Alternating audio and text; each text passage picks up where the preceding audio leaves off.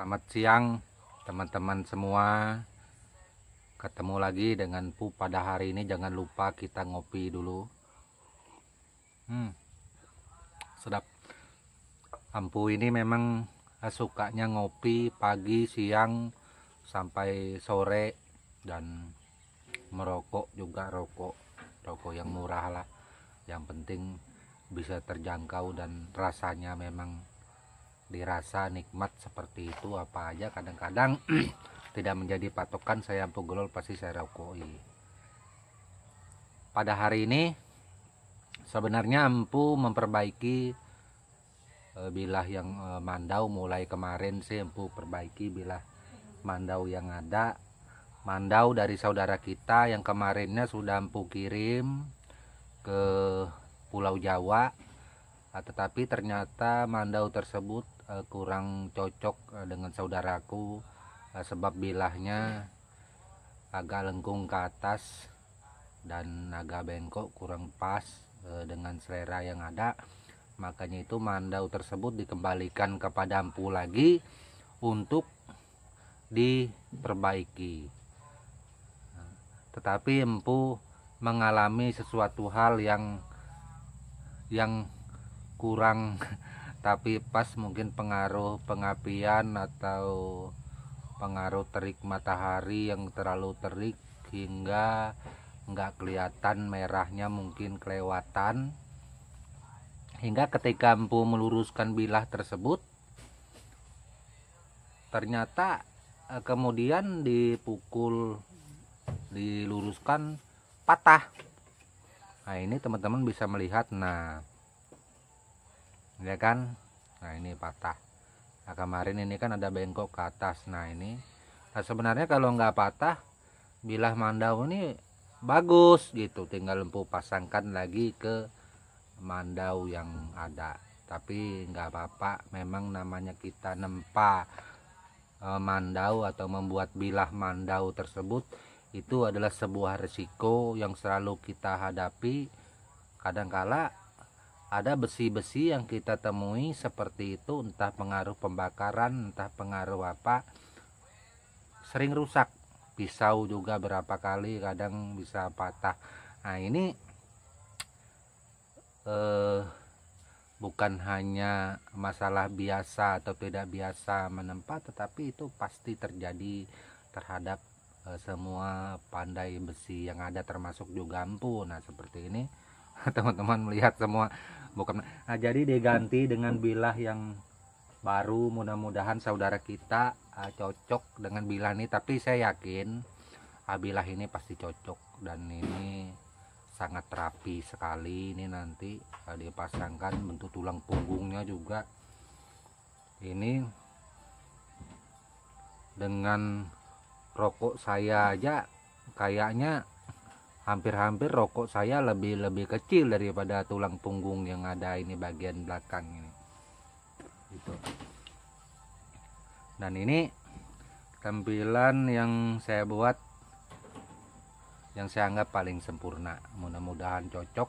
Tetapi kalau sumpamanya bilah sebagai gantinya ini nggak cocok, kurang bagus umpamanya, ya saya Ampu Golol tidak bisa berbuat apa-apa lagi. Saya nggak tahu lagi harus seperti apa gitu, karena untuk tampilan benua ini sudah yang termasuk paling rapi menurut saya kalau di dalam kategori bilah tampilan yang ada.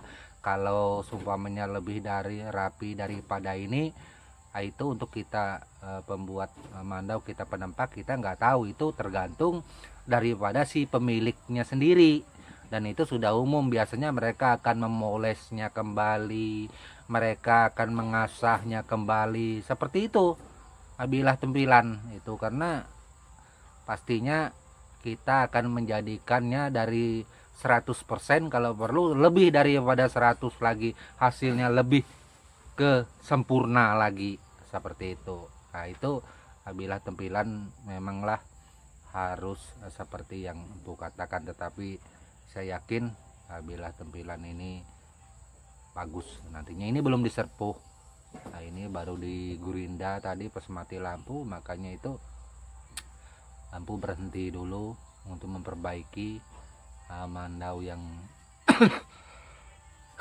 baru dibuat ini. Ini tinggal kolongnya saja. Bila kolongnya sudah jadi, tinggal serpu, asah, kemudian dipasang ke mandau yang ada, lalu dikirim kembali. Terima kasih atas semuanya tentang masalah mandau ini yang menjadi perhatian dari saudaraku selama ini. Semoga saja apa yang disampaikan tentang bilah tempilan ini cukup dipahami dan dimengerti oleh semua saudaraku. Tetapi kemarin ada juga yang bertanya kepada saya, Empu Glol, bilah mandau tempilan itu seperti apa, Empu? Saya bingung. Waduh, saya juga bingung menjelaskannya harus seperti apa. Masa penjelasan saya, Empu Glol, yang 400 lebih video, 500 itu harus saya perjelas ulang. Rasanya nggak mungkin. Nah, jadi kalau seumpamanya saudaraku penasaran dengan video saya, Empu Glol, bagaimana tata cara memperbaiki bilah mandau tempilan, seumpamanya jika dia bengkok, jika dia lengkung, itu juga ada di dalam video ini. Di dalam video yang ada ini, caranya bagaimana? Silahkan saudaraku buka di channel Empu Glol. Kemudian ada di atas itu, ada bacaannya di atas itu, video. Klik aja bagian video, itu akan keluar video saya, Empu Glol, dari yang terbaru sampai yang terlama berjajar. Tinggal scroll aja dari atas ke bawah, pilih.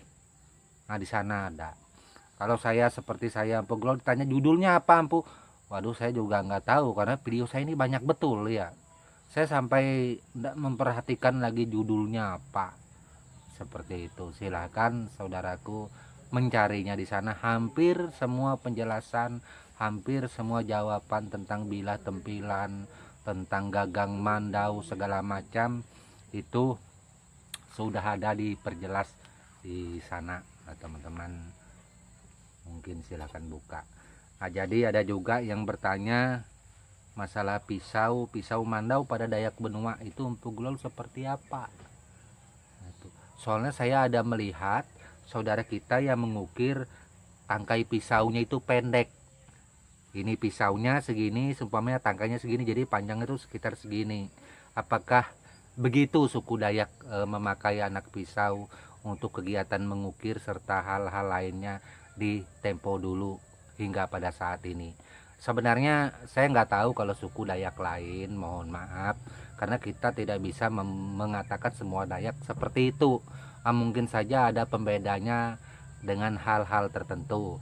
Tetapi kalau kita dari suku Dayak Benua, khususnya Benua, Tunjung, Tonyoy, atau Bentiat, atau Tuboyat, itu kita sama.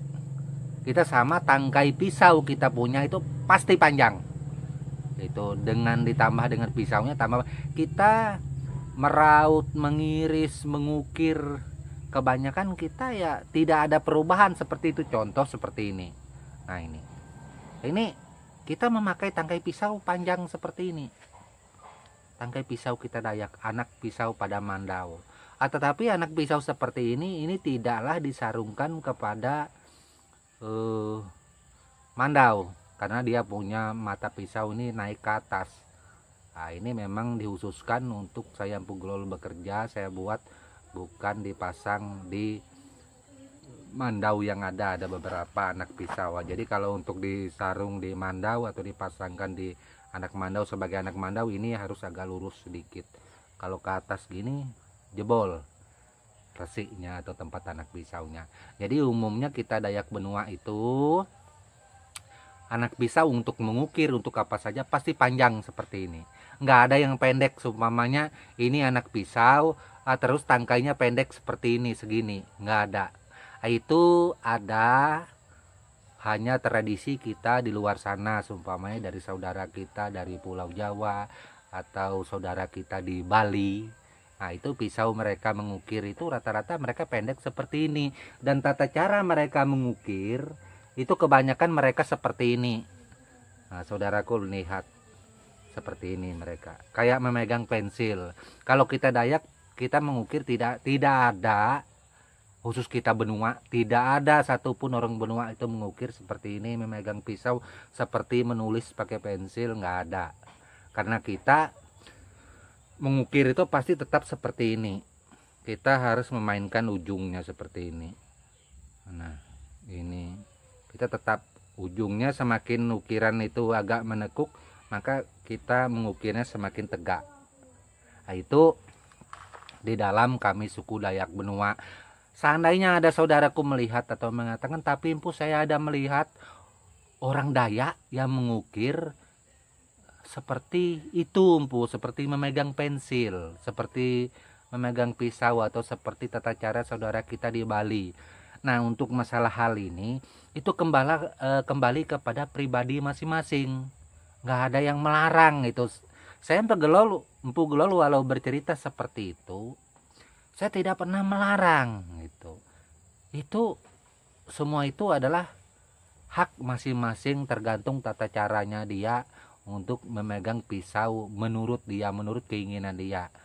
Saya berbicara hanya tentang tata cara kami suku Dayak Benua. Kami suku Dayak Benua, kami memegang pisau seperti yang empu katakan ini.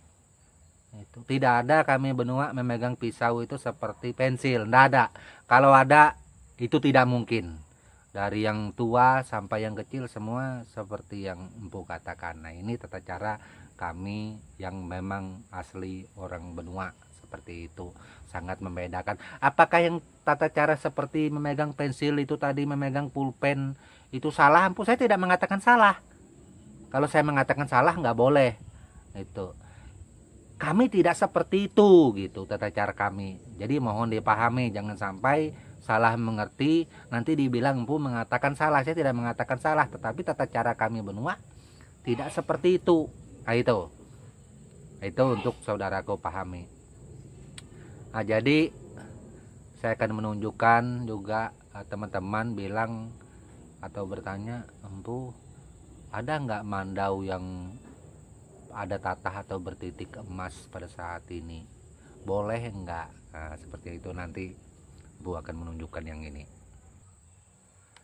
Nah, ini mandau yang Empu tunjukkan kepada saudaraku, mungkin bisa melihat. Nah, ini gagang mandau hulu kemau tuh.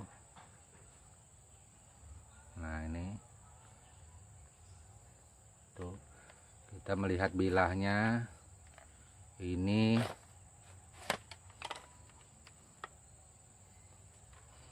nah, ini sudah dirapikan oleh si pemilik langsung, rapi bukan main. Ini mandaunya Isan. Nah, tuh kurang jelas ya. Nah, ini kayaknya lebih. Nah, ini ada pasak di sini kuning satu aja dia punya, yang di lain nggak ada. Ini bukan kuningan, tapi ini dari emas langsung beliau pasang mandaunya. Jadi kita mau menempatkan emas itu untuk bilah mandau itu nggak harus di sini, artinya di mana saja di sini juga boleh, karena ini berbicara mandau pemakaian kita. Jadi empu gimana sih kok ada titik emas, biasanya kuningan atau perak? Ya sebenarnya kuningan atau perak, emas nggak ada masalah kalau memang kita mampu. Itu kalau kita mampu, seandainya penuh ini dikasih emas juga nggak ada masalah.